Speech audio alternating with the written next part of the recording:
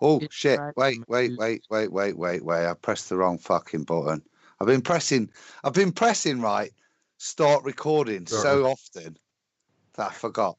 They It need to move stopped. them. They need to separate them. They need to put that record button somewhere else, Yeah, mark it as a record button so it doesn't look like the go live fucking button. yeah. Sorry, guys. I'll do it again and then 5, 4, 3.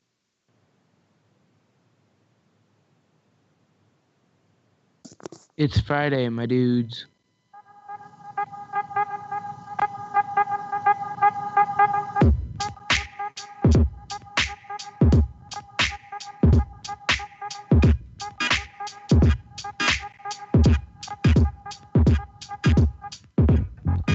Well, hello, YouTube. Wow, that was pretty loud. Hello, YouTube. Let's try that again. My name is Josh Corey, and welcome to the Iron Realm.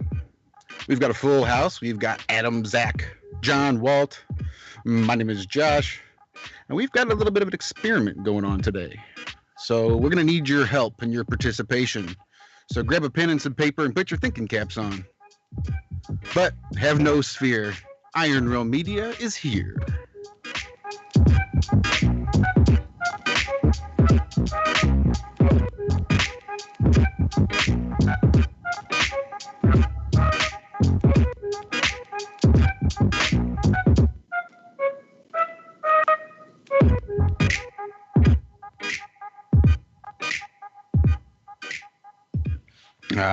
Welcome everybody.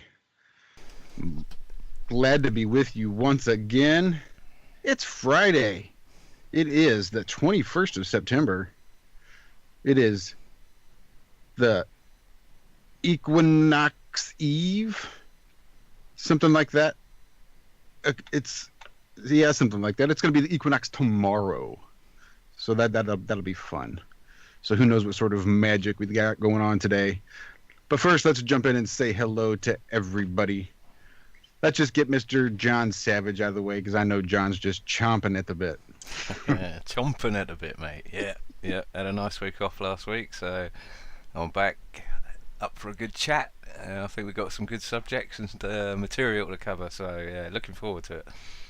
I think so. I think it's going to be a good one. You were missed last week, by the way. Yeah, right. All right, and we have one Mr. Zachary Zabala, or if you prefer, Good Times for All. Zach, how are you doing, my good sir? You got some exciting stuff going on. Yeah, I am in the land of enchantment. I am home. I haven't quite figured out where I'm going to settle, but the ground you see behind me, that's New Mexico land right there. I don't know what you call me, if I'm a New Mexican or I'm not sure what the state calls themselves. I'm not a Hoosier anymore though. But yeah, it's gorgeous out here. I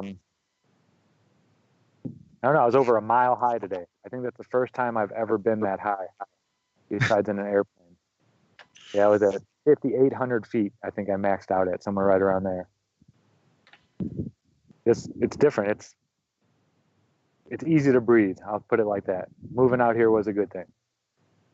You got a big smile on your face, that's for sure. Yeah, it's beautiful out here. Now it's just finding my spot. How's Hank liking that dry air? Oh, he loves it. Usually he's panting and all that kind of stuff, but ever since we got up here, yesterday he panted a little. I think we were at like 3,800 feet or something like that. And it was warm, but today he hasn't panted one time. It's only got up to about 85 today, but it's just so dry. And when there's a nice breeze, it feels like it's 75 almost.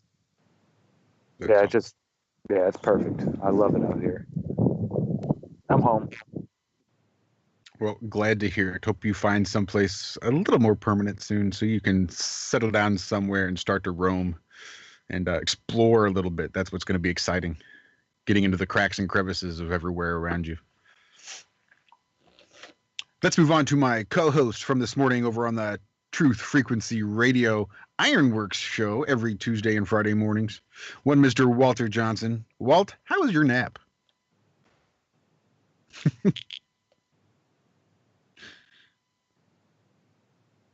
We can't hear you. You're coughing. That's all right. Oh my goodness. No, I'm still playing with mute buttons and phones on and everything else. I had muted my system when I thought, anyway. Yeah, hi. Apparently not a nap. I didn't have enough of a nap, it seems. My goodness. I was actually up early. As you all know, we were all talking an hour and a half ago. No problem until I get to the computer, and I'm here. That's really what counts. How is everyone out there, and how are you, gentlemen? So far, we just need to get one last good sir in. We have one. That, sir? Oh, there we go. That. Right. That Adam. Adam Meekin. Adam, how's your week been?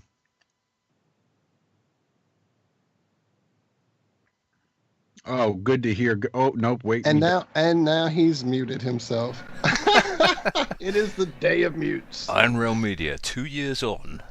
Look how well we're doing. Look, we started on time, so that's the best we can do. You can't get it all at one package. Either you want to hear us, you want us to start on time. Pick one. We can do one. That button was on another screen. I was distracted. But I'm having a cracking end to the week, as you guys kindly announced on the Ironworks this morning on TFR. It's my wife's birthday tomorrow, so first of all, happy birthday, babe. Absolutely, happy birthday, Marie.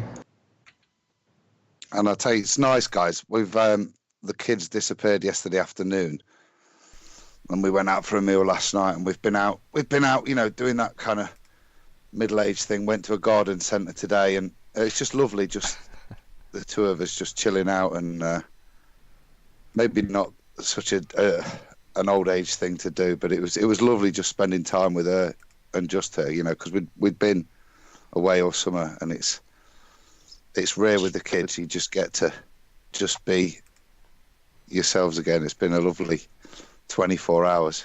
I've left her now downstairs in the house on her own while I do. It is nice though, Adam. I know what you're on about. I had the same thing this year with my wife. We didn't have the kids around, and we went for lunch in a pub and realised it's the first time we've done it in 10 years. Yeah. But yeah, oh, was it nice. Roll on 8 years' time or something. Yeah. Get them boys in the job market. Yeah, so happy birthday, Marie. I love you, babe. Yeah, happy birthday, Marie. Happy 29th. Yeah. Yep, happy 29th, Marie. She's 47, but she's not ashamed of it. She looks hot for 47. I'm just a toy boy. There you go. You got to own it. How old you feel, mate? And anyway, with one person we haven't asked. Sorry, mate. I'm just being stupid. Go ahead. I was going to say there's one person who didn't get asked, how's your week been? That's you, Josh. So how's your week been, pal? Oh, not too bad. Just living the dream. SSDD, as they say. Same shit, different day.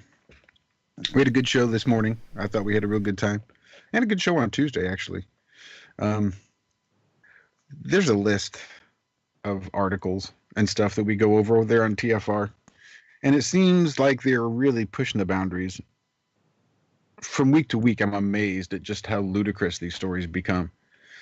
I never think they're going to be able to top them. I have to think eventually they're going to back off. I'm going to get a slow week. I'm just not going to be able to find anything that's as interesting as what we did the week before. And I'll just have to start recycling old stuff that we didn't get to. But nope. Every week they got some of the most ridiculous science and space stories out there. As I love to say, you can't write this shit. So they do. It is ridiculous.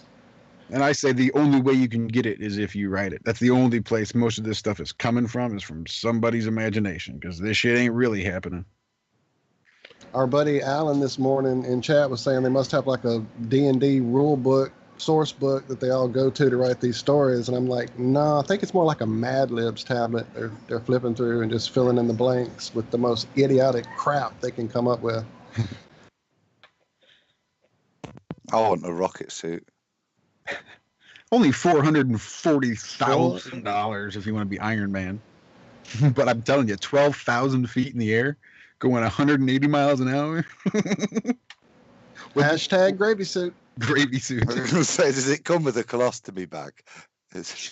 No. The company something gravy. I don't remember what the freaking gravy reference is. Something about the name of the company is gravy, and I'm like, well, that's kind of appropriate at 12,000 feet. And how many miles per hour? 80 something. 180 miles. 180. Oh, definitely gravy suit. Yep. Gravy suit. And I think the only bag you need is a little Ziploc sandwich bag, because that's what you're going to fit into once you hit the ground at 180 miles an hour from 12,000 feet in the air. But you get lessons. They do include lessons. So, hey. You know. Yeah. It's got to be safer than a motorbike, though, isn't it? People are going to be dive bombing into other people's houses and all kinds of crazy stuff. You only got to learn to stick the landing. I mean, everything else, I guess, is, gravy. I mean, I've done 186 on a motorbike, and I should be gravy. But up in altitude, I reckon, yeah, that'd be quite cool. Like you say, you just got to get the landing right, haven't you? You got one chance. Well, yeah. 50-50. You get it right every time. You don't get a chance to mess that up twice. You could do it over water, though, like NASA. Just end up in the Bermuda Triangle. Well, here's what's funny. Even at 12,000 feet at 180 miles an hour, the damn thing only goes for 9 seconds max. So I think that even the test pilot only managed to get it up to like 30 miles an hour. So there's just really, as of yet, just no good way to do it. I'm hearing fireworks around me. I wonder if that's something to do with the solstice. Is it the solstice or the equinox? I always get confused. 'Tis the solstice. No, 'tis the equinox. It's the equinox. Yeah. Damn it. We should have had that whole conversation prior to this. I should have just shut the F up. The autumnal, right? The autumnal equinox, yes. Or spring equinox for those in the outer regions. Like As Rob. I said to you. The vernal. Sorry. Yeah. Go on, Zack. I'm being facetious, but to me, it's the heading south equinox. Or There you coming go. south.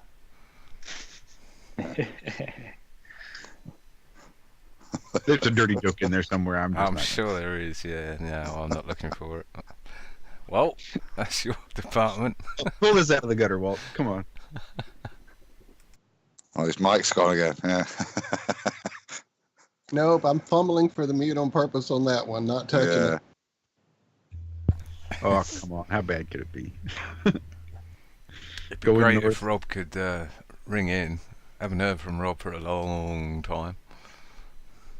That would be good. Is he included in the call? I don't think in this particular call. Yeah, this is a whole new room set up One from today, I Wednesday. noticed.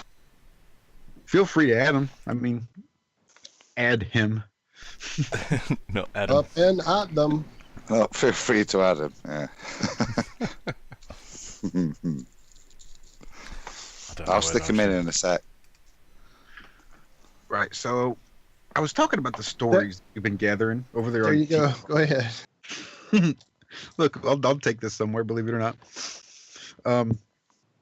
Someone's And this got is it. Just before you go down the vacation trail, don't forget the photograph this morning, because I just found it trying to close tabs. That's thrown out The in a swirlies? tailspin. Swirlies on the moon. Remember the photograph that we were playing with right before? Right. Well, all you'd have to do is share your screen, Mr. Walter Johnson. Oh, okay. I thought yeah, well, we'll try that. That might Yeah, blow see you later, Walter. Love Yeah, you Good guys. show, mate. Feel free to I'll send do it it. to me. Then. I I'll don't want do you. it. It did it this morning. I'm just closing off everything else. Well, the story itself was, one of those okay, because personally, I've never been able to see the moon in such a detail as this picture shows, to see these swirlies. Who knew the moon had extra swirlies? But apparently there's lunar swirls and they don't know why. And now they've figured out it's caused by magnetic lava tubes from all that infamous lava activity on the moon. As it works its way between all the huge underground reservoirs of water. Also, exactly.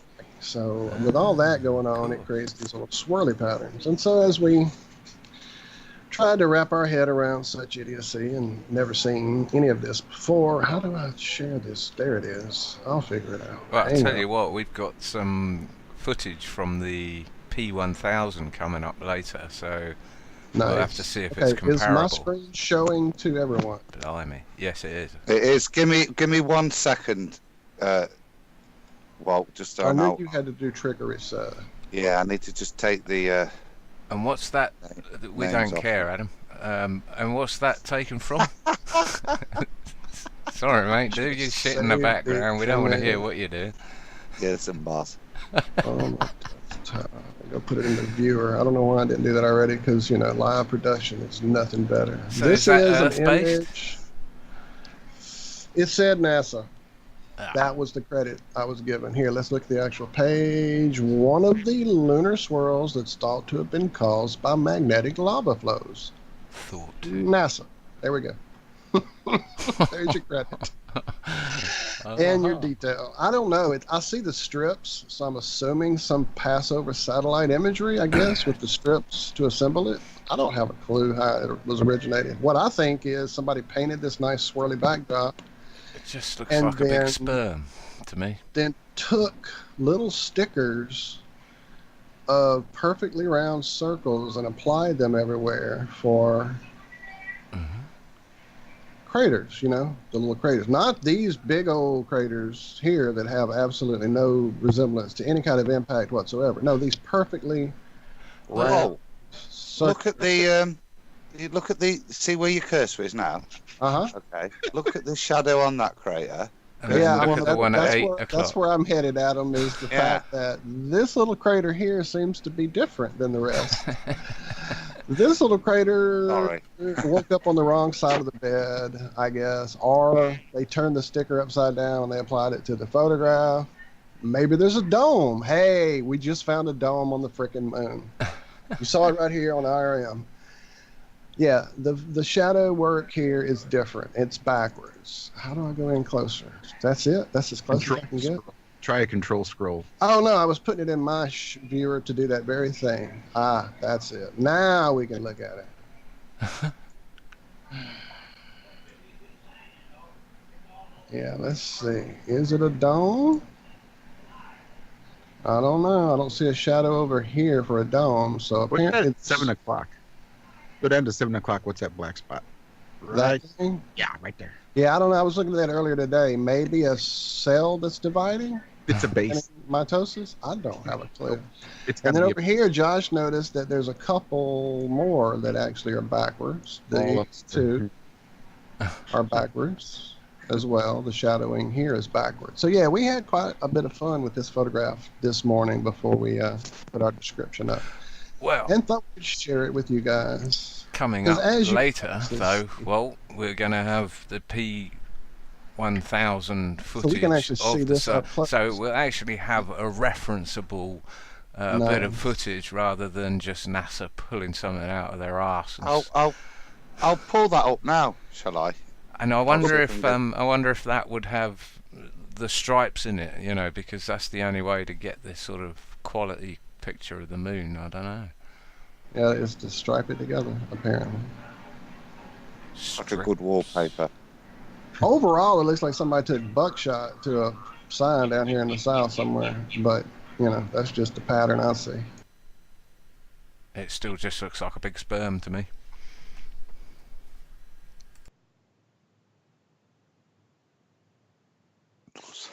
Yeah, Sandra's been killing it over there with the P1000 cool pics, and her pics are cool with her P1000. Now she used to be called P900 cool pics, is that right? She did. Right. She did. She upgraded. She leveled up. Anybody want to venture a guess as to why the sudden name change? Have I stopped sharing just before I crash everything? Yeah, you have. Okay, good. Yeah, no, I just wanted to put a lineage so that give her credit because she's been doing this quite a while, from what I can tell.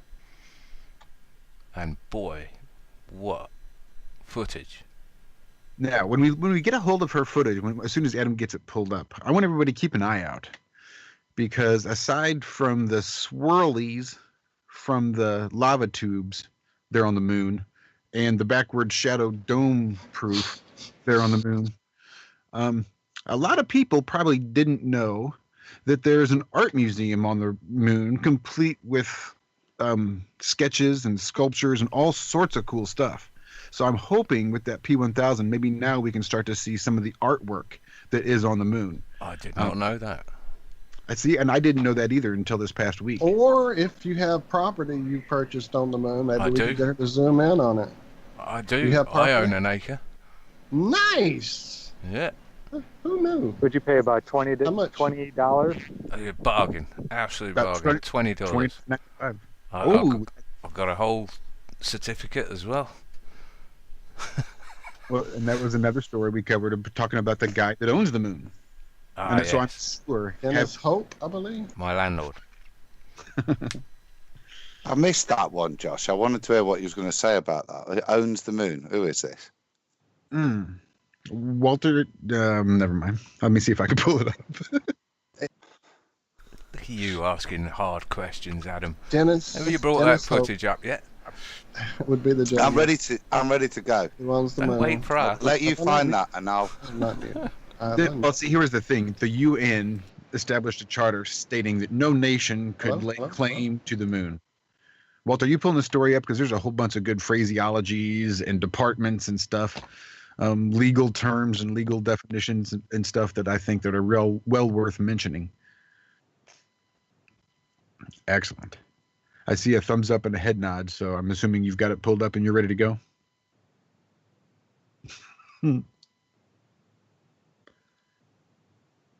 I'm actually trying to get it because I had the sculpture up and the museum up because I didn't have this up, but I have it up now.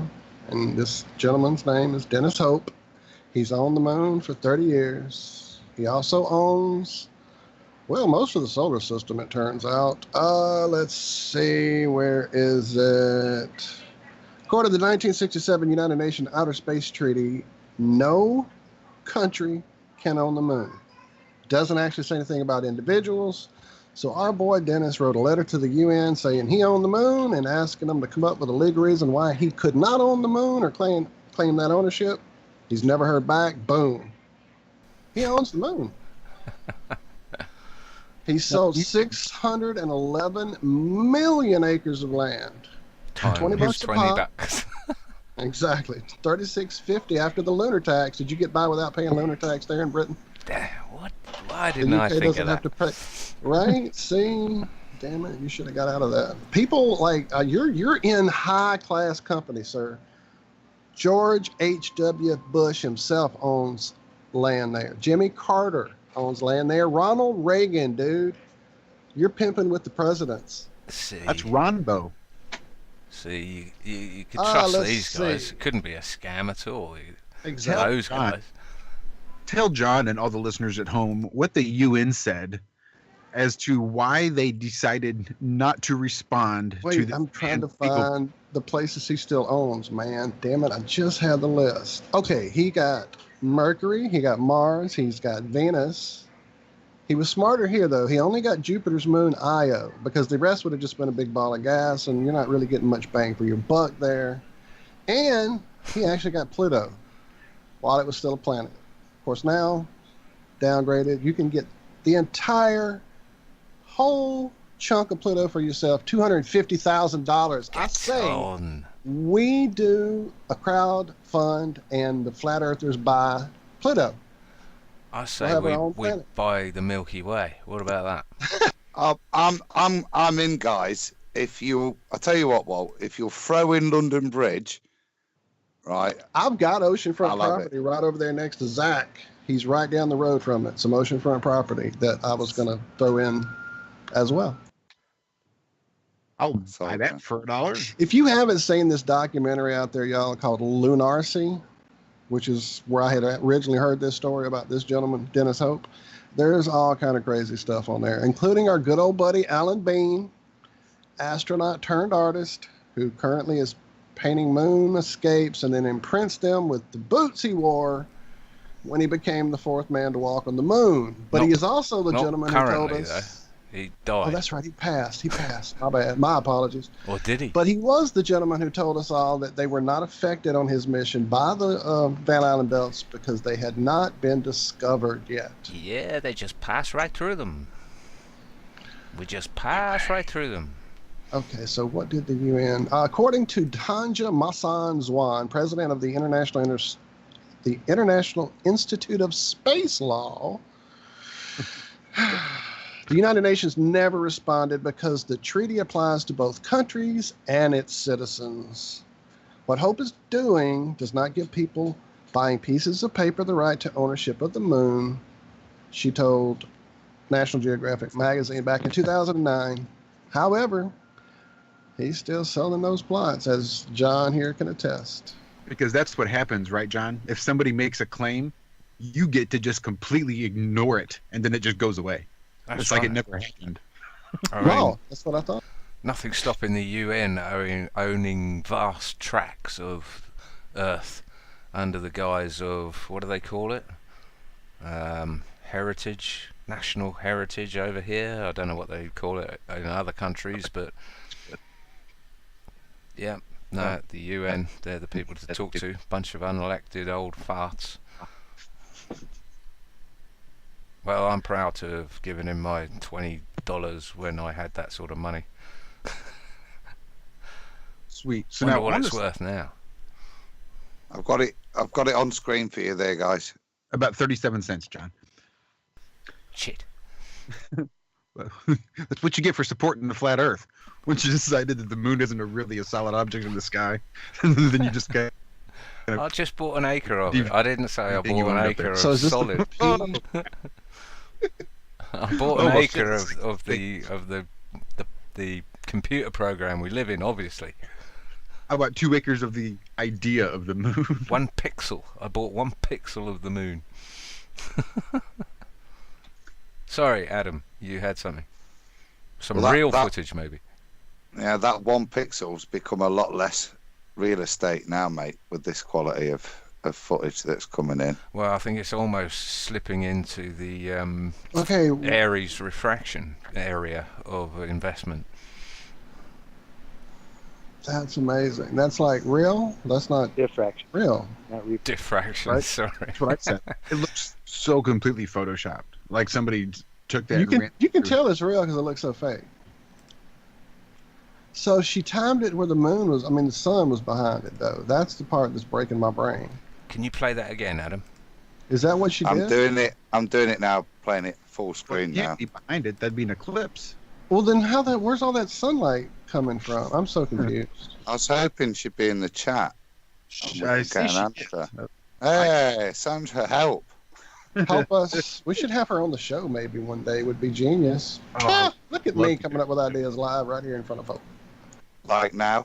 Quick shout out to Lady Onyx, to Jamie Brown, to D. Hi, everyone. Chocolate Wow, Saint, I don't even have the chat open. I'm so ashamed. and Bruno, I see you hanging out there too. What up, everybody? Okay, so either there's a UFO really brightly lit hanging out behind the moon, or she did some kind of way to catch the sun. What the hell's going on here? I'm so confused. That's what I want to know. I would love to hear from Sandra what the light was. Or did she actually catch the moon's self-illuminating source? Oh, I see Ranty Flat Earth, all sorts of people. I've added a list of participants, and that's not everybody that's participating. I know, I hate that little list. It never shows everybody in chat. I gave up on it. What up, Ranty? My View 1875.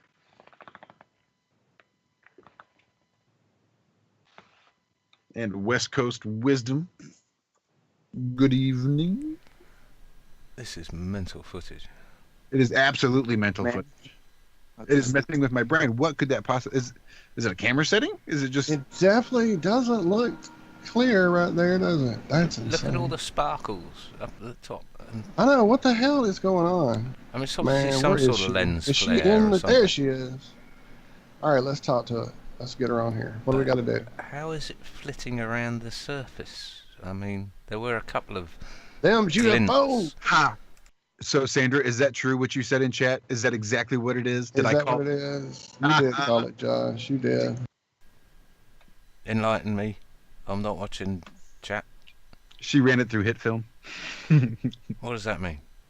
It's a video processor that's got it's a really cool video editor that comes with a super strong compositor.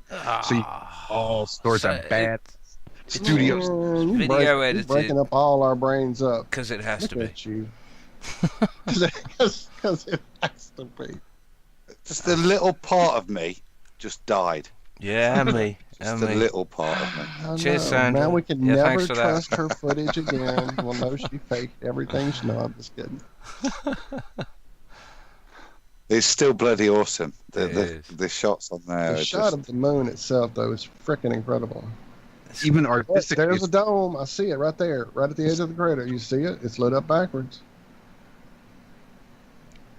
Yep, I see it. It is lit up backwards. Holy hell! Why is that lit up backwards? Pause it. Pause it. Pause it. Pause it. Well, it's been photoshopped because it has to be. She went in there and We reversed can't the shadow. analyze it now. Can we, Right. Sandra? Can we have the raw? Right here. Please let us have where it. do you want me to pause it? Pause it, Guys, right? just Before the flare, pause right there. Pause. Pause. No, the flare is there. finish. All right, a little more.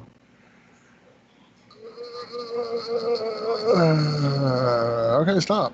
What the hell? Okay, stop. Man, that thing is not right. Y'all see it, right? Right there, about an inch and a half from the bottom, 3 inches, 2 3/4 inches over from the left, a dome. There it is, on the moon.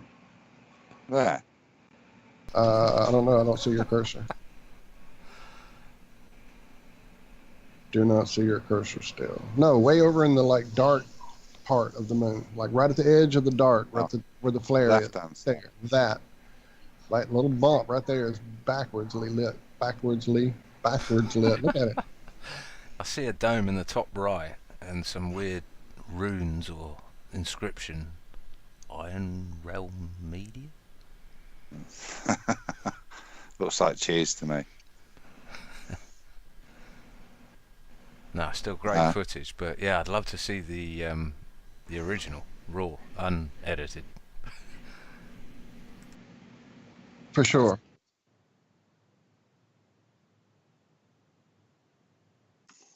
Absolutely awesome stuff. Yes, I just wanted to show that, guys. I thought I saw that this week. Thanks for the answer, Sandra. That's. Are there any I was thinking, comments what the on that hell video? is it? Any interesting comments on the video, below the video, I mean? Let me have a look.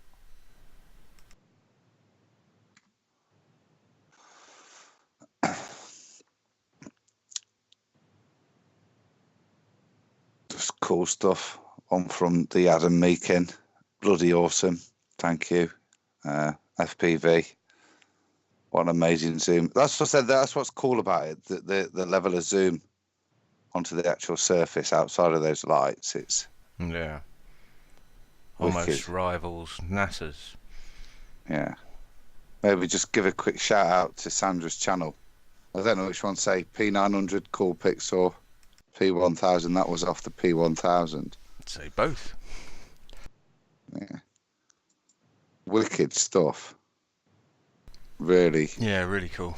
I'm looking forward to everyone who's getting a P1000 to, or even who's still got the P900. They're still an awesome camera.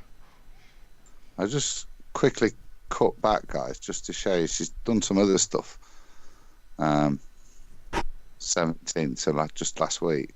But that's like P1000 stuff where you can look, you can see the cables on there. I think there's a shot before where it's P900 or something. Oh, what, like a comparison? Yeah. Cool. So I think that's like the P. Has it got a 900. bigger sensor, has it? It's fucking huge, mate, by the looks of it. Wow. Ranty's in chat, he'll tell you how big his. Yeah, I was going to watch his Sensor is. unboxing, but I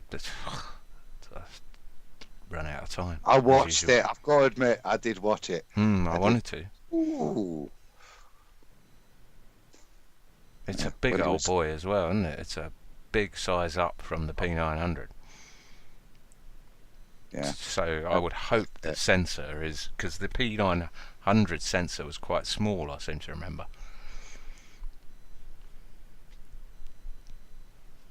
I'd say I've got a small sensor. Don't go there. Well, It's hard, you know. One day you've got the the biggest sensor. You've got the greatest thing in town now. It's just obsolete. it is, yeah. The X81. I've got the Canon 20D, so there's no sensor envy here, mate.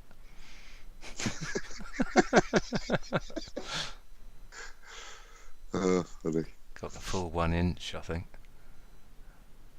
You can pick them up for 50 quid on eBay. While we're still just on that ranty stuff and that, I thought that'd be a good Segue. linking all this camera stuff and perspective stuff to what we want to talk about mostly tonight. Bring up the Stana link, whatever they're called. What are they called? The Stena line. We'll come to that in a bit, I think, because that is a good explainer of what we want Zack to explain again to us, because it's become really pertinent again this week. If you listen to Nathan's channel, and I think, like we said last week, repeating stuff, we take it for granted, but it's good to just keep going over stuff. And it is. So much of it flies by, and so much of it's gold that And it we is get worth jaded. revisiting. We're so jaded after all these years of being in this that it feels like it's set in us. It's part of our makeup now. It's not a discovery and like it is to the new people. And we have to remember that sometimes and kind of put ourselves back in that mindset. Because being here with Zack, he did that for me big time. The plants around my house, I've taken so many pictures lately of weeds that I didn't appreciate. Just with, just looking at this shit with those new eyes again is always helpful. Well, we was talking about Rob, weren't we, earlier? And we didn't have Zack with us back then, and we certainly didn't have the level of scientific explanation that he provides. But I remember with Rob and the photos, as guys looking at him early on and seeing this, not even knowing what to call it, because Nathan's show the mirror kind of called thing, it, yeah, and dirty air as they've called it, but we called it mirror banding, didn't we, really? And it was really interesting back we months tried ago, isn't it? Well, I think we did. We figured our own shit out, and I don't think it's any different conclusions to what we're hearing today. It's just a bit less. I much prefer Airy's diffraction. That's it's especially as Airy's was much more fancy. The Astronomer Royale, and the originator of the Airy's experiment that showed the stars. I mean, it was one of the best experiments I've ever heard of. Once the penny dropped, it was the Airy's failure. They called it failure to show that the Earth was moving, and it's just so simple, and it's just brilliant. I loved it. And apparently FE Core are reproducing it, so I'm really looking forward to that. Why do I feel like I said all of that before? Who's your day? Alright, enough filling. Get on with it. Well, I'll hand over to Zack then, really. I mean, it's probably best just to say, can you reiterate, really, in terms of ignoring the curve calculator nonsense, how perspective and observation affects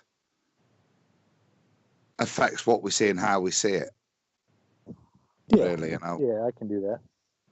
If you tell me what you need, Zack, and when you need it, pal, I'll try and get it ready. Well, we'll just go over what Airy's diffraction is again, I guess, real quick. If you want to hit some of those slides, the Airy's diffraction ones. The one that looks like a water drop would probably be the best to start. Just bear with me then. The one with the Airy's disc on it, actually. The red bullseye. Just bear with me, dude. Yeah, and in every case, in your eyeball, in a telescope, in a camera, as long as it has a circular aperture. Now, an aperture is just a hole that which the light that you're looking at travels through. If it is a circular aperture, Airy's diffraction will take place every single time. It is nothing that you can get around. Now, what we're going to be showing you is a calculation for just the limit, the smallest amount that could be blocked. And then you throw in atmosphere and stuff like that. Okay, here we have what is called, in the top left corner there, is your Airy's disc. That is what a single pinprick of light will look like if you were looking straight at it. Then down in the bottom right, it has like a 3D, and then the 2D one right above it shows you, you see all these little humps above the x-axis line. Anything that dips below that x-axis is invisible. You can't, it doesn't make any light. It's not seen. That's why you get the bullseye pattern there. Okay, the next one with maybe an equation, a Rayleigh's criterion one.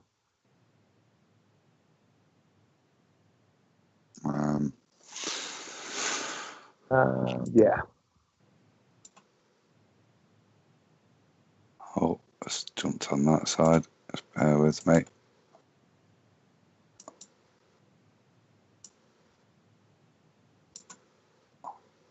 Now this is just showing you the first part of the equation that I wrote out, and I used Rayleigh's criterion.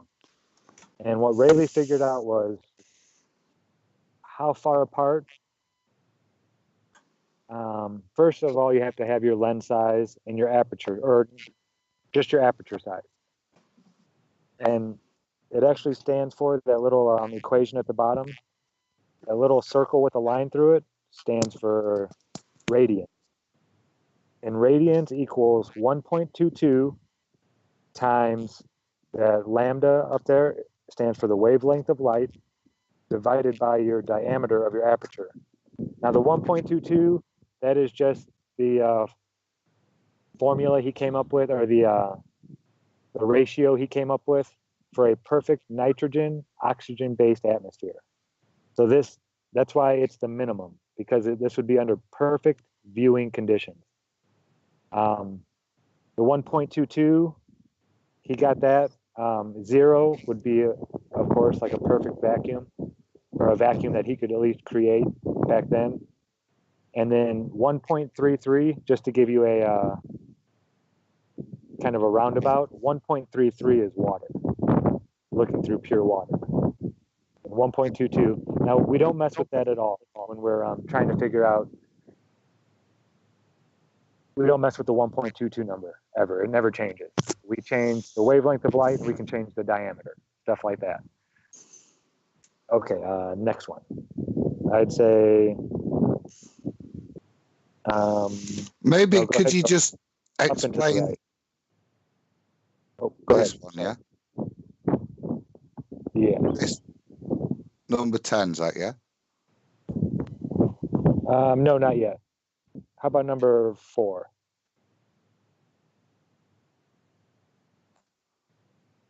I think that's it. Bring it over.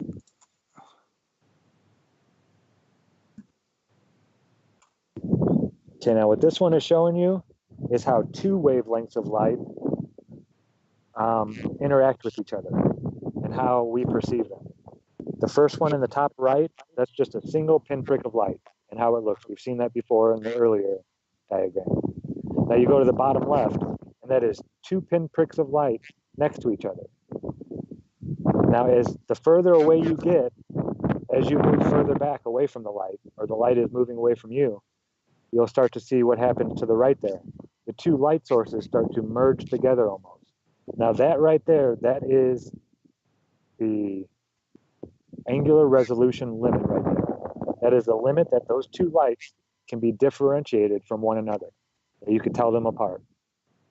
And then as you go over to the right, you can see how that little hump that was in the middle separating them has now merged together. So that will all look like one light source. And you won't be able to see the two different ones anymore. It'll all just blend in and blur and make one. That's Airy's diffraction. That's how it works. The further away you get from the light sources, the closer together they get. And then your eye can only resolve things up to a certain point. Or actually any lens with a certain diameter of aperture can resolve things to a certain point. No matter how big the lens is, every lens has an angular resolution limit. This is probably the most important slide there is, in my opinion, in terms of how things merge into each other and create that Airy's diffraction band. Brilliant stuff.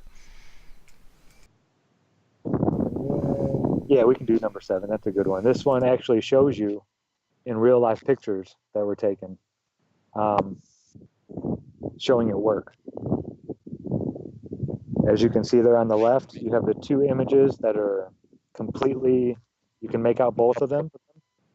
In the second image, you can see how they're just starting to merge together. They have a flat line in between them now. Whereas on the left, they were both perfect circles. Come here, Hanker-Pank. Come here. Sorry, I got to get him. People are coming walking by. Okay, come here, lay down. Lay down. Hey, lay down. Good boy. And then on the one to the right there, I know you're talking. That's a nice one. You see how they have merged together and the line has become, they've even flattened out even more. And then at the top one there, it just makes a single light source. But that is pretty much what we're talking about when we talk about Airy's diffraction. Now, one thing you guys have to understand is when you're looking at, say, a tree off in the distance, the tree isn't a single light source. Every leaf is a light source. Every different color that you see would be considered a different source of light, a different light source. Even though it's all the same tree and it's mostly all the same color. Okay. They heard you. You be nice. Sorry. Hank's agreeing with you, mate. Right, that's what I thought exactly. He's like, right. But as it's with every speckle on a tree, then it's also, say, those lights in the distance could be, street lights zoomed in across a lake or something. They could be buildings, they could be anything, but also, like you say, everything that's a source of light. Yeah. As soon as the color changes. Well, see, this whole thing, this idea of that, well, maybe it's not the same thing. Remember I shared that story with you guys? I don't know. We really haven't talked about it on air. The technology they're developing that's basically taking the idea of how light sources from every place that you see throughout your day, going through tiny apertures like the crack of a door or the corner of a window or whatever, is constantly making these pinhole cameras everywhere around us. If you know what a pinhole camera is, you remember that from grade school or whatever. It makes the inverted image by a little tiny hole in a piece of cardboard. And so using that idea where there's these pinhole images all around us from light sources all around us, they're developing technology to read those pinhole light source images and basically develop the freaking technology that Decker was using in Blade Runner with enhance, look around that corner, taking a picture and just looking in a room from the picture kind of shit. So yeah, every light being a source, that really feeds into that idea. This picture is blowing my mind though, the way this data you're showing us is. Yeah, go ahead. We've done the data there, haven't we? Maybe you could kind of, there's a bit that kind of came up in Nathan's show, and I massacred it. Nathan's analogy, and so I'll have a little better go if I can. It gives the example of not the shoes. Don't. It's the shoes. No. I've got to try and do the shoes. Give Nathan a ring. Can you do the shoes better? No, I can't. No, I'm taking let me do the shoes, all yours. And then I'll let Nathan take the piss in the week. Right. So It's two guys, and for some reason, he makes some poor bloke take off his shoes. And they keep walking away, and they keep walking and walking until eventually the shoes disappear, right? And then the other bloke goes, right, makes him go all the way back and stand where the shoes are. Now, even though he can't see the shoes, he can see all the bloke's legs from the shoes up. Or, put simply, why do boats disappear hull first as they go further away? Yeah, that's an easy one. Will you bring up, let's see, what number is that? 10, number 10. 10. Got a little previous there. There we go. I've got to say, I am absolutely staggered by our professionalism and technical Me and Zack's expertise just smashing it, aren't we? here. Just We're like a finely oiled machine, Zack. There you go. It's almost as if you have acetates and an overhead projector and That was amazing. easy. Sorry, Okay, in Karen. this picture, this will explain why things, when you're closer to the surface, why things will disappear when they're nearer to a surface. Now, if you're nearer to a ceiling, things would disappear from the top first, if you had a long enough, like a hallway, or if you were like had your head up against a wall, a really long hallway, things would disappear from the right hand side first. If you had your head up against the right wall, then they would on the left. It all has to do with these angles. So if you notice, the lines on the bottom, well, all the red lines are the same distance apart here. And then the yellow in the middle, the black line in between the yellow triangle, that is your horizon line, or where you're looking. Now the yellow is your angular resolution limit. That's your band of Airy's diffraction, showing that the further away it gets, the larger it gets, because it's an angle. Now, if you notice, the angles on the top lines are spread out much more than the angles on the bottom. And the angles on the bottom are actually closer to that yellow line than the angles on the top. So this all has to do with what angle of attack you're looking from. That's why I always call it the angle of attack, whichever angle you're looking from with your eyes. So if I kept drawing that yellow line out, going real far, and put a bunch of more red lines, all of these lines that were connecting would slowly get closer and closer to that yellow triangle. You see how that's happening with each one? Yep. As we go further out, it keeps getting smaller.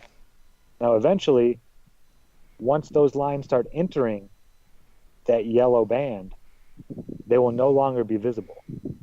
They are within your angular resolution limit, so everything inside that line becomes blurred because of Airy's diffraction. Yep. The two light sources start combining, and then they just blur out to make one. So as you can see, the bottom lines would reach that yellow line first.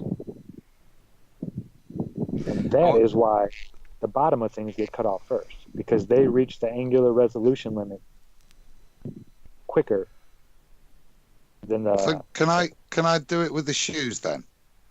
Yeah. Yeah. So this first red line is where his shoes have disappeared, and he makes the bloke go and stand in them again.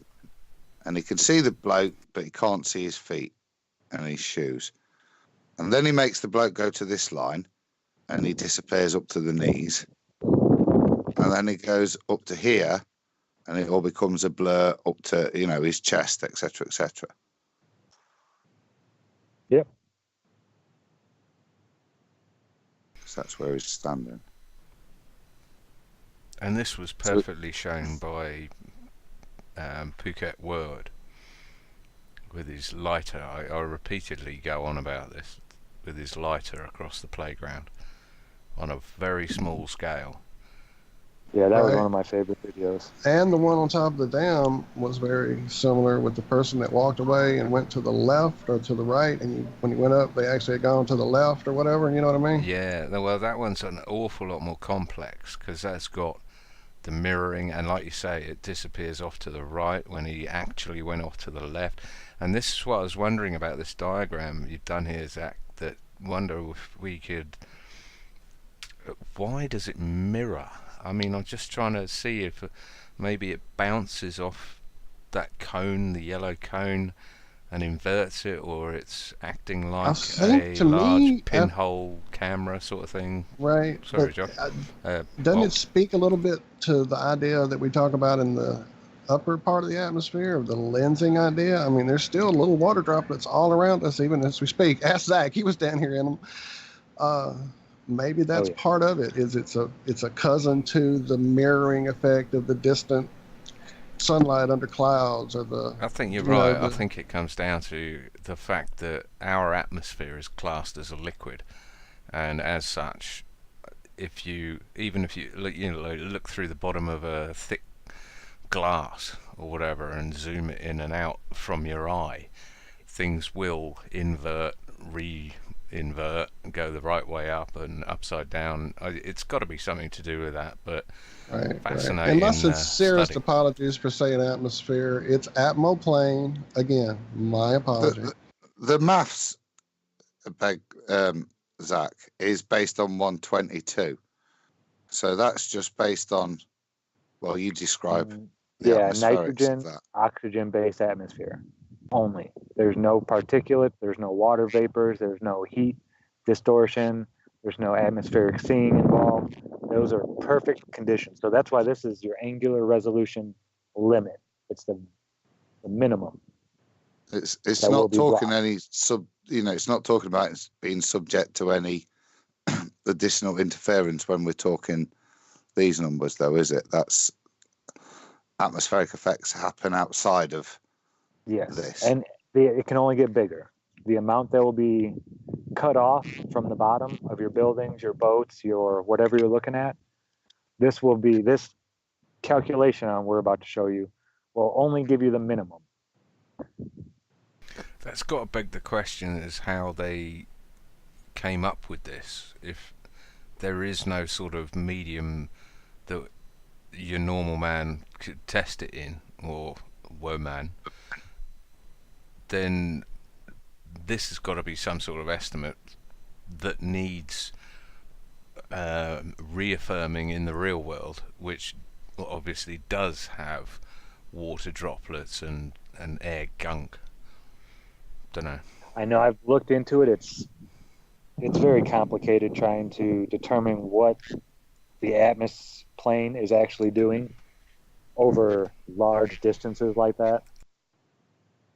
Like but as you say, it can only get worse. Yeah, it can only get larger. The amount that's going to be cut off and distorted can only get bigger after you punch everything into this equation. This is just the limit that will be cut off, or the minimum. Yeah, cool stuff. Will you bring up that equation now, Adam? Yeah, no worries, bro. Okay, sorry for the handwriting here. We've done marker on a... It's neater than mine, mate. It's neater than mine, that. Okay, I know it looks like a bunch of mumbo jumbo, but it's really pretty simple once you understand what I'm doing here. Remember the circle with the line through it? That's the radian sign. So we have Airy or Rayleigh's criterion there at the top. Radians equals 1.22 times lambda over diameter, or wavelength of light over diameter. So this, you can actually punch in a P900, your eyeball, a telescope, anything you want to punch in, you can punch in with this. If you know the distance, the size of the object that you're looking at, and the wavelength of light and the diameter.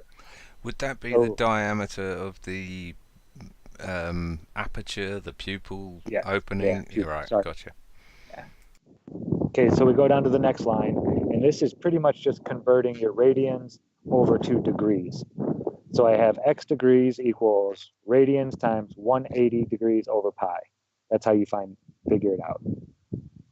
So then you have your angle, and you have, that's x equals a, and you come down to the little triangle, and you're trying to find the little a there. how much is going to be cut off at the distance of B when you have an angle of the large A. Do you understand that? Yep. Okay. Yep.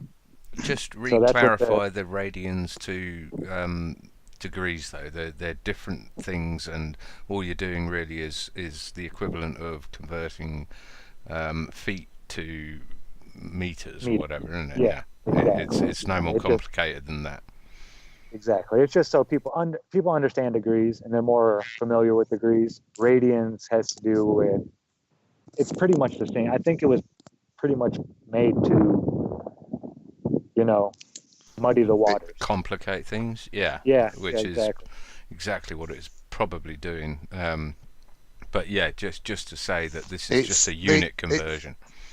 It's mostly used in complex maths to be able to manipulate degrees as pi radians, because it expresses it. So it's just a different way to easily manipulate numbers, is the kind of way I learned it at A-level maths. Well, when I came up against it, it was because of you, Adam, talking about the fact that the spreadsheet you were using only, I think it was Excel, only works in radians. I mean, how obvious does it have to get that these things are put there to confuse the tits off you, if you don't have a simple thing in something as universal as Excel to show in degrees rather than radians? I mean, who works in radians? But there is a difference, isn't there? It's just a different way of expressing the same thing, put simply. So, sorry, yeah. Okay, and then the next line is real simple. To find A, the little a, or how much is going to be distorted, you just do A equals your distance times tangent. You get into the whole, what is that, trig? SOHCAHTOA or whatever it's called, isn't it? Yeah, all that nonsense. And then the very bottom one, I break it in half because, of course, it's only so much above your observer height and below your observer height. It'll always be equal, the amount that's distorted. So if you're only 5 feet off the ground, that's why I cut it in half. You don't always have to do the bottom one. But if you're only 5 feet off the ground and say it's going to be 17 feet above and below, that's about 10 miles. You get about 34 feet at 0.038, I believe, angular resolution limit. You'll get about 34 feet total. So you break that in half and you make it 17 feet. But since you're not 17 feet off the water, you divide it into 2 and then you just add the observer height to it. So it would really be 5 plus 17, which would be 22 feet. Wow, that lost me totally. But essentially, you're just reconfiguring it. I'm floundering.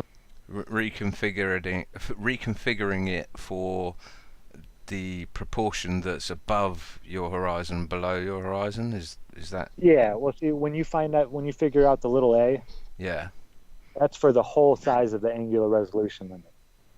So half of that will be above your eye line, and the other half will always be below your eye line. But say A is 50 foot, and you're 6 foot, then that's not going to be half and half. No, 31 feet. 31. Your answer, yeah, because you break it in half, and you just take the top half that's above your eye height, and then you add the 6 to it. Because you're only 6 feet off the ground, you can't add in the whole 25. Okay, I've got you. I have got you. I'm not just placating you. And my non-mathematical butt is actually getting that one as well. So go, man. There you go. But yeah, real simple. And I think it's mathematically sound. I've asked a mathematician, and he said he looked at it and it seems all right, but he doesn't want to come out and say it's right just yet. He's an academic, and academics like to tie their shoes like 10 times to make sure they're the perfect length. And you know, they make sure everything is perfect before they go and put it out. They also like their paycheck, and it would Yeah. be a real clanger to say, yeah, I agree with a flat earther.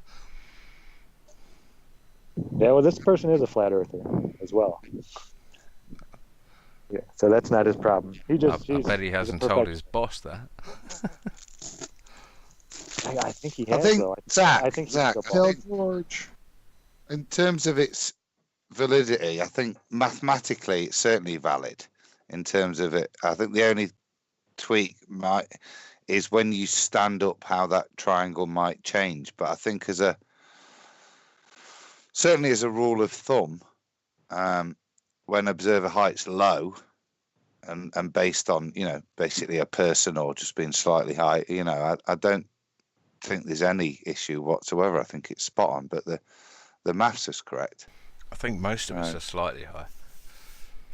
Well, there's nothing wrong with that, is there? Tomorrow. Zack's higher than he's ever been right now. CBDs only for Zack. Yeah, we're Zack, making a trip into Colorado tomorrow.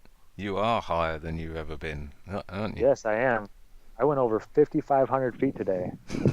Actually, 5,800 feet today. It was, yeah, definitely the highest I've ever been. I've never been out west here.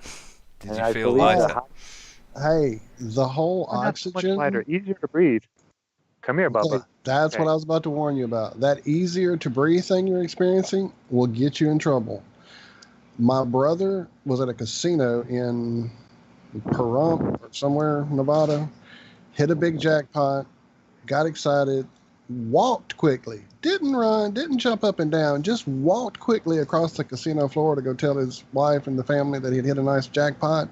The next thing he knows is being woken up on the floor by the paramedics in the casino, giving him oxygen and telling him to watch out, don't take off running in an area you're not familiar with around here until you acclimatize yourself to this.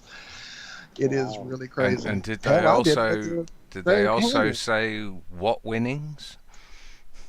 I don't remember what he hit. That wasn't huge. You know, just they play around with small slots. That's their thing. But just the movement got him. I did it to myself at the Grand Canyon with my mom, thinking I could walk down a little switchback trail that we were standing next to because it was on the sign and had been used for hundreds of years to get to the canyon floor. I wasn't going to go to the canyon floor, but I was going to take a few cutbacks and take a photograph or two. I had to sit down about 13, 14 times on the way back. My two little cutbacks I went down. It was ridiculous. I couldn't breathe. It was scary. Before we stray too far, guys, there's one last bit that I really wanted to show in terms of Zack's work. We've done let's put it into real life with Ranty. Yeah, you mentioned early Ranty's vid, and I'll kind of stick it up now and press play, and I think in his video. Sorry, I didn't mean to steal your thunder there, but you're sharing your preview screen, so I got excited. There you go. So you can see this stuff now. I'll try and pause it actually. In terms of what Zack was saying. Excuse me. And this, I think, is just one of the most awesome bits of footage that is captured. You can see on the bottom one, you can see the boat, the Stena Line name. And if you look at the relative sizes, there's a better picture later that shows the relative sizes of the tops of these two boats, and they're not far off each other. But what you're starting to see is where the angular resolution is having its biggest effect. You can really start to see the compression of the Stena Line. The interesting thing is, compared to the bottom, look, you can still see, even though faintly, the orange. Yeah, that's what I was going to say. That I don't think that's the angular resolution limit. That's more or less an atmospheric compression. Yeah, I was going to say that as well. I was going to say that it's it is complicated, no matter how we're trying to simplify it. But you're dealing with the compression, with the atmosphere. I call it that for whatever better reason. I know, I was just being dumb. Angular resolution. No. But because it is true. I mean, hemisphere at the very least should be. But anyway, it's a soup of all sorts of things going on. Right, exactly. The complexity of it reminds me of back when I was so big into games. I would always read these gamer magazines, and this guy named Peter Molyneux, who made this awesome game on the computer, black and white. If you haven't played it, you should have. It was awesome. But his whole thing was to try, like his ultimate goal of a game would be to create a room where everything worked. Dust would fall. Drafts of currents in the room would blow that dust around. When you walked outside, the atmosphere would reflect sun and shit like that correctly. Fluid dynamics, that whole thing. And this was like probably, well, whenever Black and White came out, 2000, 98, 99, something like that, he was trying to figure all this out. So that complexity, we're seeing it. We're seeing it with all these different effects we keep seeing. The biker going left instead of right. The name being weirdly compressed and slanted over like it is. That aren't, Well, he would have had to have studied this stuff as well, wouldn't he, to actually program that into a program. Right. Oh, yeah. And that study could only be based on real life observations. And this is what we're doing. So we're probably improving gamer quality no end.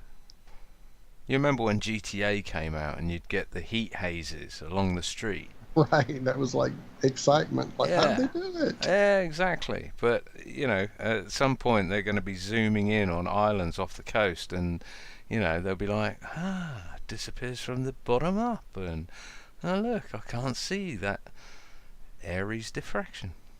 Sorry.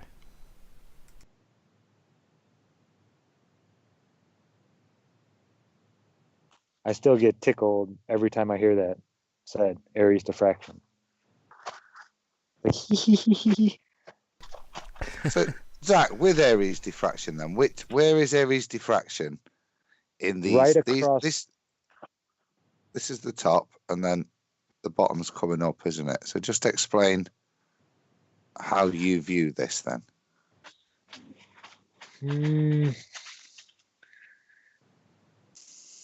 See how the water almost changes colors?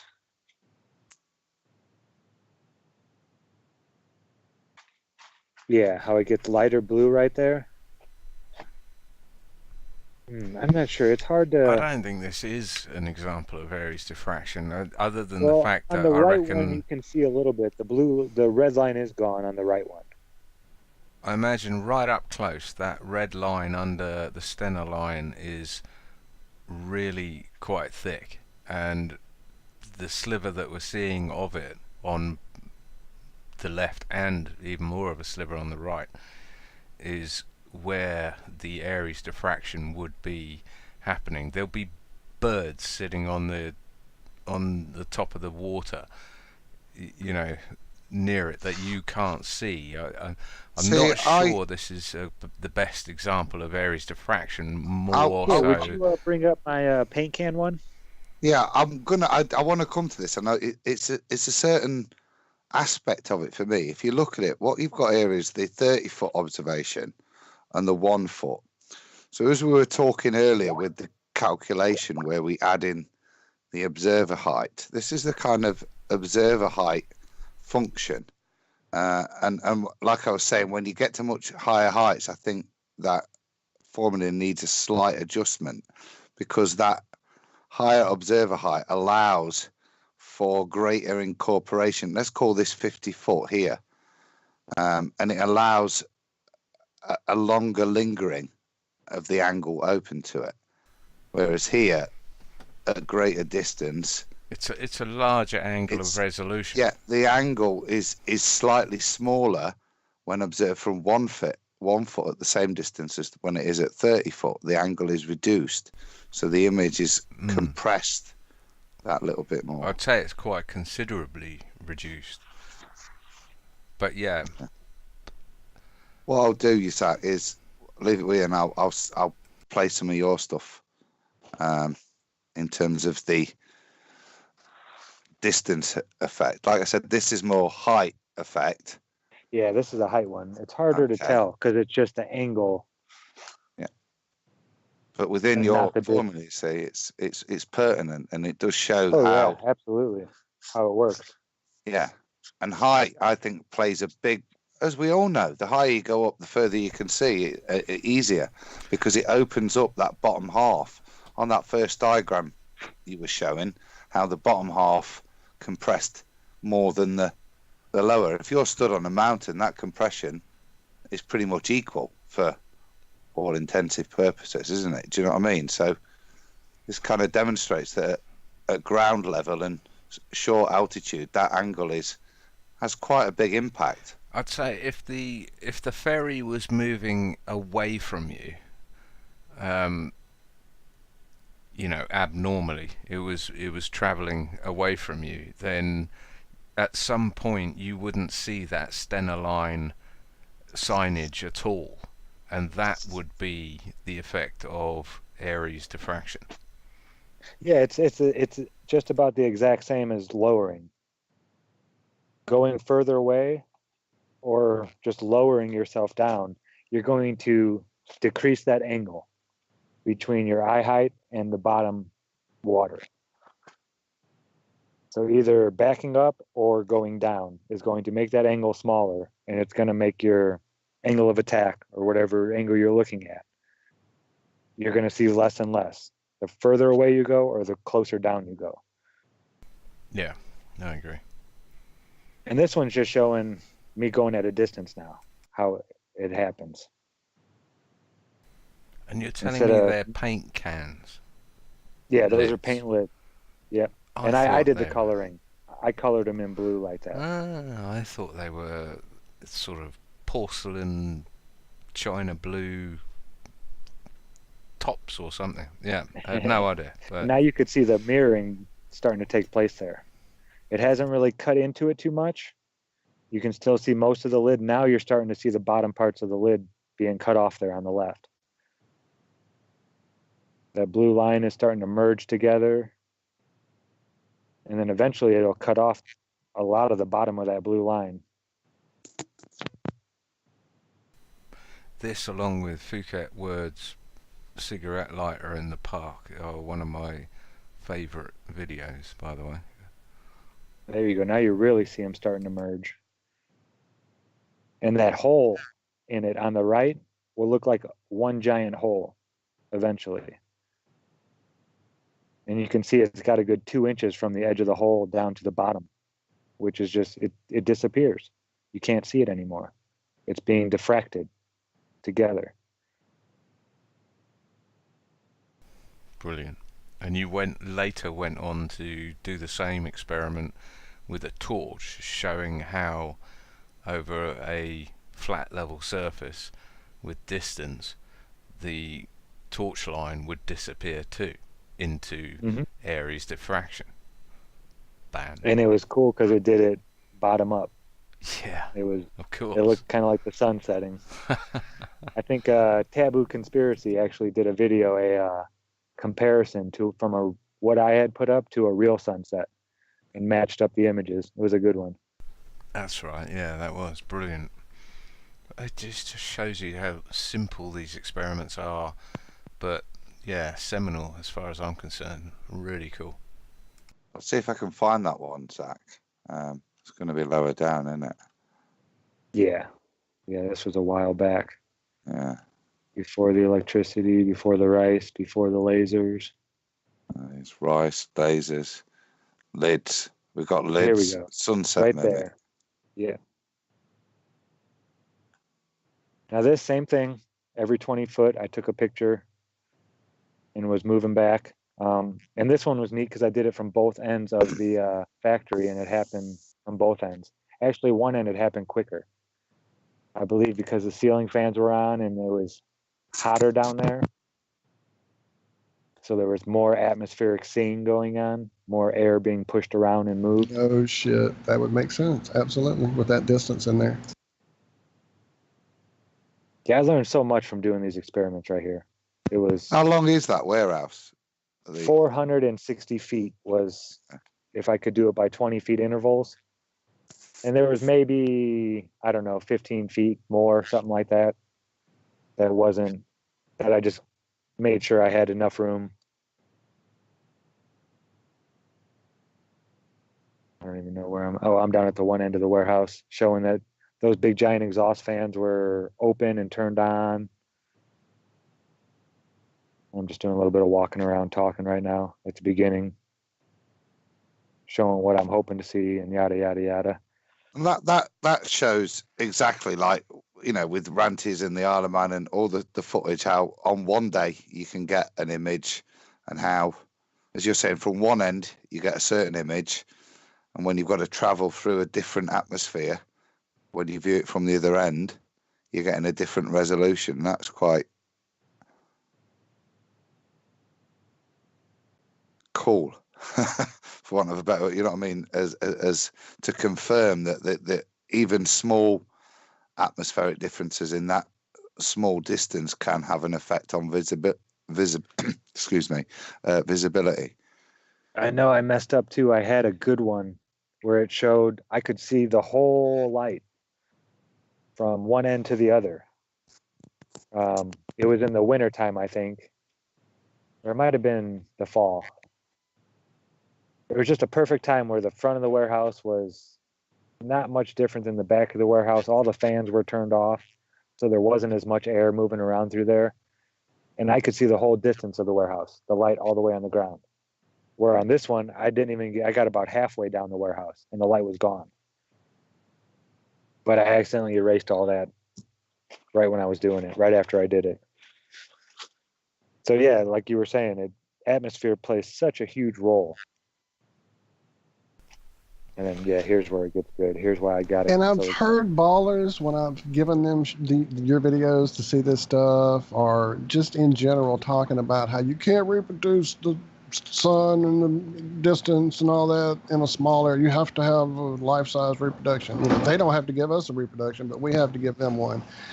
I've seen things where, even in, like you say, in that building, having different atmosphere from one end to the other. Hell, I've seen them make it rain inside of a terrarium bottle thing.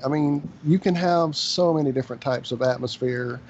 Zack can tell you here in South Louisiana, it can change from 1 minute to the next. From one area of a bayou, you'll get a completely different feeling, a completely different atmospheric pressure on you. It's just, yeah, it's crazy. Yeah, it's weird how quickly it changes down there. Just the ability to breathe. I'm big on that. You escaped. You're in the dry area. You made it. Yeah. Oh, man, trying to breathe down there. It was, seriously, that first day I was down there, when I woke up that next morning, we went for a walk. It felt like I was trying to breathe water. And you missed the fog. The fog rolled in about 2 days after you left, and every morning I would do my little walks. It was foggy, so yeah. I wasn't even really watching. Yeah, see how it's cutting it off from the bottom, though? And the light's slowly disappearing?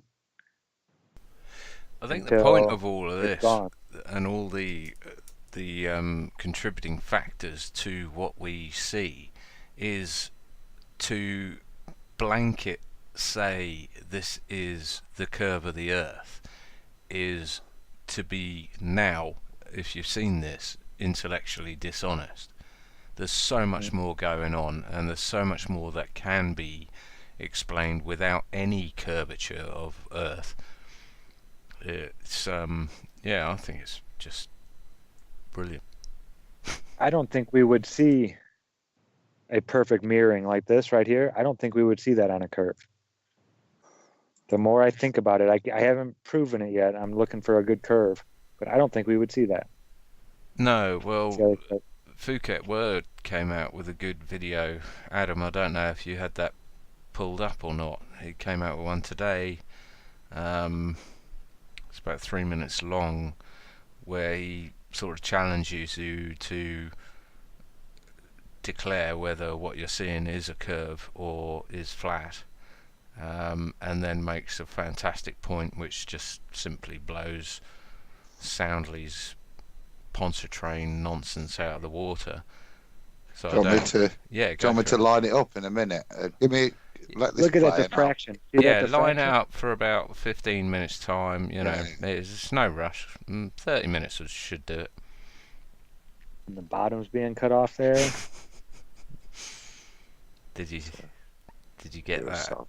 You're a Sarky socky. bastardness. You're a Yeah. socky sod savage. Do you want me to line it up? I just spent a minute filling in order for you to line it up. I've only got one YouTube. I can't go hunting for another one until I've finished playing this, and I'm just you give me more credit than I have, Mr. Savage. I'd share it this end, but I don't think it would go out anywhere. Although you are doing a sterling job, Mr. Meakin, I must say. Thank you, sir. Holding it together. That computer upgrade you said, it seems to be working. It's coping with it fine, mate. Nice. So what we got here, Zack? That I barometer. think I'm showing it's a thermometer or hygrometer. Just showing the humidity and the temperature difference at both ends. I always did this with all of them. Now this is from the other end. And this one didn't take nearly as long. Look at that. As you can see, it's like instantly starting to mirror, whereas on the other one it took a while. Look familiar? Looks like most sunsets you've seen, eh? So just which way round is the moistest air, for want of a better phrase? This would be the more moist air that I'm looking into on this one, whereas the other one we were looking into drier air. So the bottom end of that hole we're looking at now is more moist than where you are. All Yes. right, Adam. I'm liking the word moist.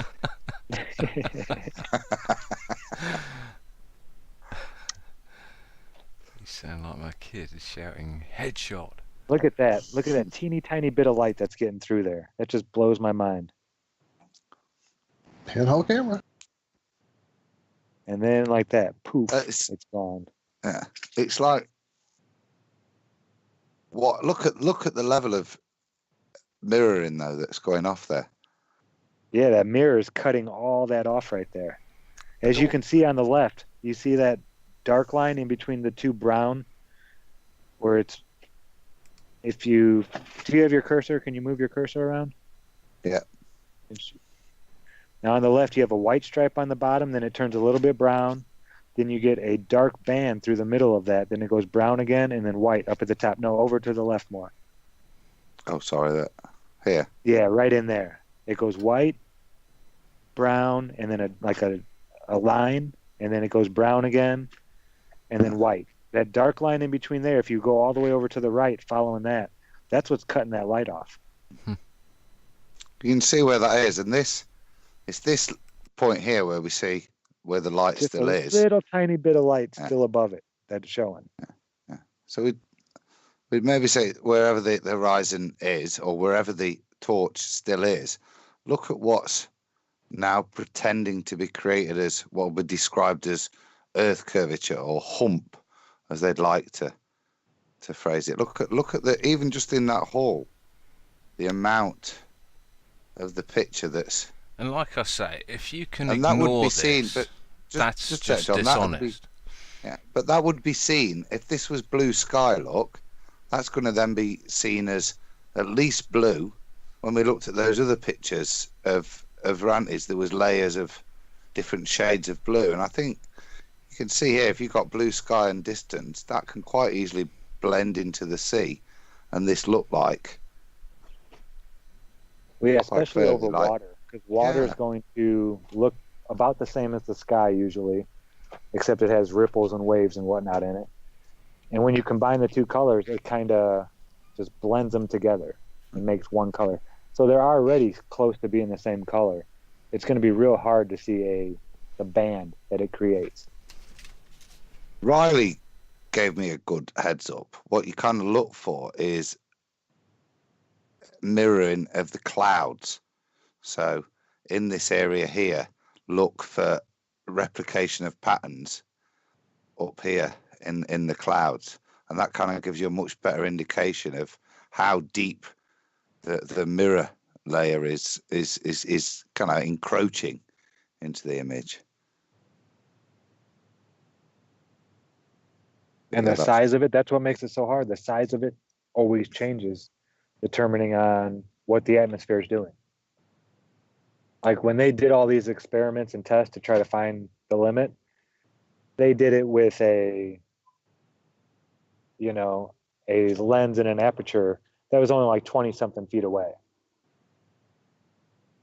And they had the perfect nitrogen, oxygen atmosphere. Hold on, I think somebody's pulling them. I love it. Certainly makes my top 5 videos. I'll let it disappear. Another one was, well, I'll save it for the solstice show. Yeah, I was so cheesed making this video because I was not expecting it to happen the way it did. Yeah, I would be too. Yeah, the grin I had on my face right after it happened, I was just like, holy shit, no way. Going around showing everybody. That's the thing. I mean, a lot of people are quiet about being flat earthers and stuff. Everybody at work. I was doing this stuff right in the middle of work while we were working. Zack, just to do a comparison, that's the light disappeared at one end, and this is it about to disappear. That's it disappeared at the other. Yeah, it already disappeared. Yep. And that you can kind of see the mirroring taking place there as well. But that's the difference in image resolution based on the differences of just that warehouse from one end to the other, yeah? Yeah. That's awesome, man. Well, yeah, I think it was like 18% different humidity from one end to the other that day. It might be 16. And like 15 to 20 degrees difference. That's what I loved about that warehouse. Was one end was an actual just storage warehouse, and the other one had a bunch of plastic mold injection machines that run at 470 degrees. So it was always way hotter down at one end than the other. And the humidity was always different. So it was a good place to play around with that kind of stuff. Like and then throughout the year, microcosm, isn't it? Yeah, it was. It was perfect. And you had to and they all knew what I was doing. Yeah. I know. I got away with murder in that place. I'm sure they'll welcome you back if you ever make it back there. He already asked me if I was ready to come back, and I hadn't even started my journey yet. Oh dear. Well, I reckon we've done Airy's diffraction to death, and mirror banding, and all sorts of plane sphere, hemisphere, all stuff. We had a ton of other crap to get through, didn't we? I thought you wanted me to do that. Anybody have any questions on that before we jump out of there? Yeah, good man. Anybody in the chat or anything? I wasn't polite enough to wait till the end for questions, but Josh, I don't know. I heard you a minute ago. Yeah, I already forgot. I don't know. It wasn't a question. It was something pertaining to nothing in particular, as I recall. Moving us along. Not even. Probably not. Derailing, maybe. Let me see. Where were we? That was something Adam said. I was responding to, but I don't remember. Any questions in chat? Anything coming up, Walt? Oh hell, I've been paying attention to the Skype screen, keeping up with this. I really have not been in chat. I'm sorry. My apologies too to everyone in chat. I usually am over there hanging out, you know this, but I was really wrapped up in this whole thing, trying to wrap my head around it. So I can. I'm just having a quick look. Ranty just popped a new video in chat. I see that. Maybe debut that here. Man, we got all kind of people in there. Look, I saw Alan was in there at one point from our crew there over there on the morning show that hangs out with us. Good to see him over here in the afternoon. Oh, goodness. All kind of people. Sorry, hey, everybody. Back a little bit ago, too. I went out running errands, doing whatever. We're puppy sitting, so I had to help introductions amongst dogs. So Vagabond, welcome back in the house. Glad to see you around for a good minute, I hope, this time. Very rare to see you. Glad to have you. As much as And, we have you in chat, thanks so much for taking time to pop in. I know it's you have to use your FE time sparingly. Right? Is it time to play Vagabond's contribution? Could that be an ultimate segue or what? In about 15 minutes or 30, whatever. I'm just going to say, don't go throwing it. I've And just Randy lined up. gave us permission if we'd like to play his video. We definitely are welcome to, he said there in chat. Who else? Well, I'll play John's one from Phuket Word. Man, everybody, hey in chat. I see you all. I love you all. I'm not even gonna try to play catch up at this point. Goodness. Thank you all for being here. And then I'll line up Gravity Vault. It's probably been and gone, Adam, to be fair. What I'd love to do is put a shout out to, I think it's Nick at Phuket Wood, and see if he would like to come on and talk us through some of the amazing stuff he's done. I don't use that word often, but... Is he in chat? I think he has been before, but I don't think know. he was, but I'm trying to see here. Oh, wow. Awesome. But maybe it's just time for Vagabond's remix. This has really grown on me a lot. I just have to wait for the Wix advert. Save it to your desktop. Save it local. I've saved it twice and my icon keeps disappearing. So then I'll make a third copy, drop it there. It's go, we've already got two here. Are you sure you want to make another copy, or you want to just replace it, or you want to delete it? What do you mean there's two there? I don't see them. So I'll go ahead and drop it in there, and then I can see one, but then I'll restart my computer or something, and then they'll have three icons.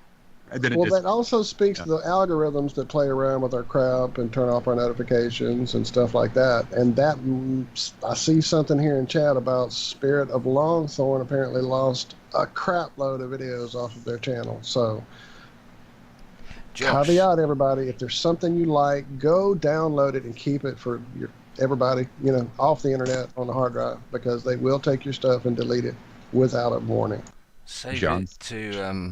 Save it to your 5 1/4 inch floppy drive and your 3.5 inch floppy. Right, if you have an old cassette memory from the Commodore. You told me off. Run it on there. Hey, I just mentioned floppy. You're the one that's mind is going AWOL. Have you got that bloody song ready? As you can see, that's enough, Phil. So, gents, if you mute your mics, then we'll done. Maybe hand over for a little break and a little bit of gravity. Yeah. All right, here we go, guys.